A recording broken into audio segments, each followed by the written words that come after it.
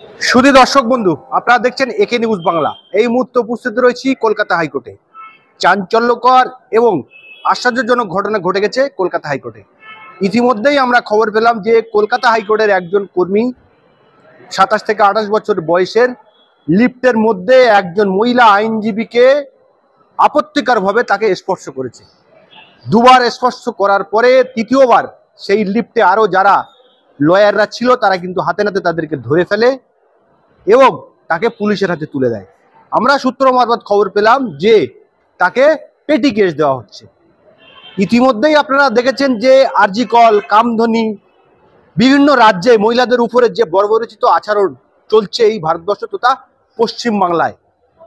ভাবতে আশ্চর্য হচ্ছি যে এই কলকাতা হাইকোর্টে মানুষ আসে কিন্তু জাস্টিস চাইতে, ন্যায় বিচারের জন্য তারা কিন্তু দিনের পর দিন আসে।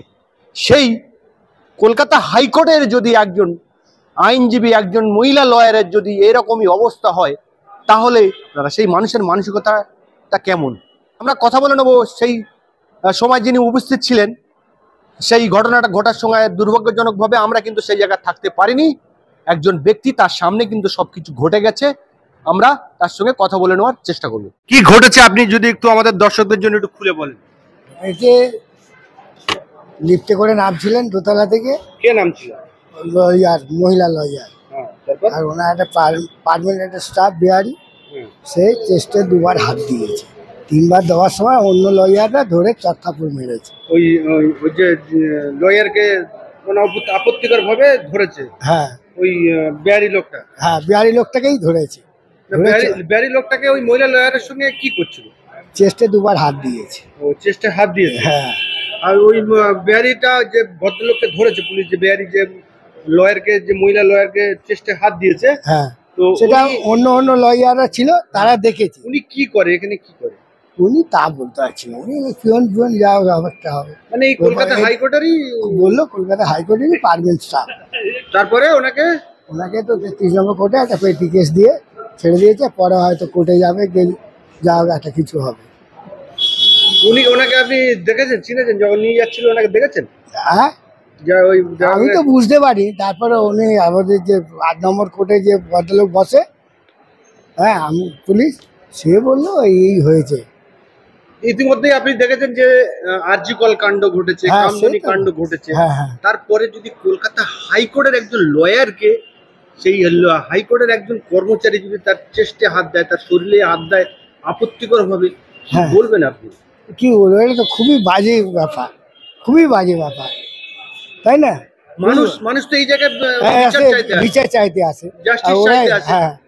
তার সেই জায়গায় যদি মহিলা লয়ারের সঙ্গে যদি এই হাইকোর্টেরই যদি একজন কর্মী সে যদি এরকম আপত্তিকর ভাবে তার শরীরে স্পর্শ করে, মানুষের মানসিকতাটা কোথায় গিয়েছে? সেই তো উনি হয়তো সামলাতে পারিনি, হ্যাঁ, করে দেখে। না, মহিলা মানুষ, খাবার তো জিনিস নয়, তাহলে কি তার গায়ে হাত দিয়ে আপত্তিকর ভাবে তার কি আশা মিটতে পারে? এটা কোন ধরনের মানুষ?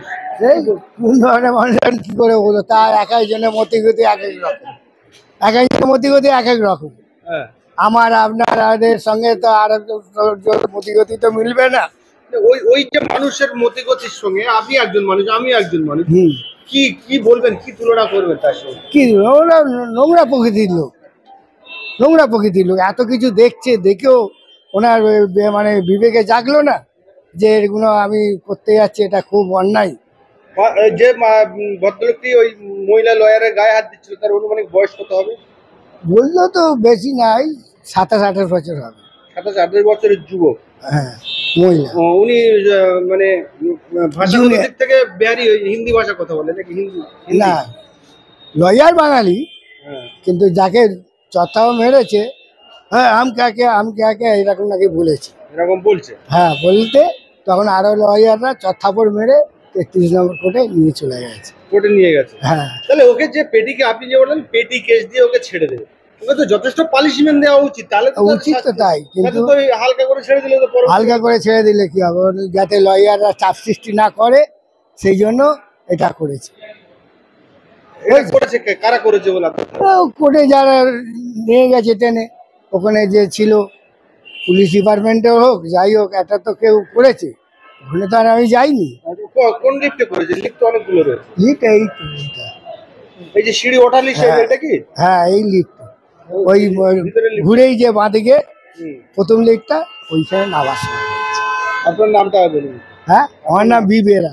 বিবের, আপনি কি এই জায়গায় কি ড্রাইভারি করেন? আমি তো লয়ারে গাড়ি চালাই। লয়ারে গাড়ি, আপনি যে লয়ারে গাড়ি চালান তার নাম কি? ওনার নাম হচ্ছে বলাইলাল সাউ।